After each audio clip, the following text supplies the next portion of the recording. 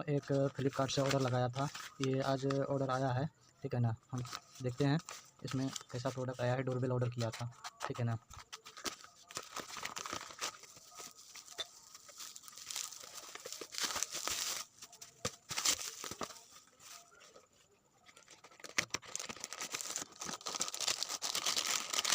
देखिए दोस्तों, ये डोरबेल आया है।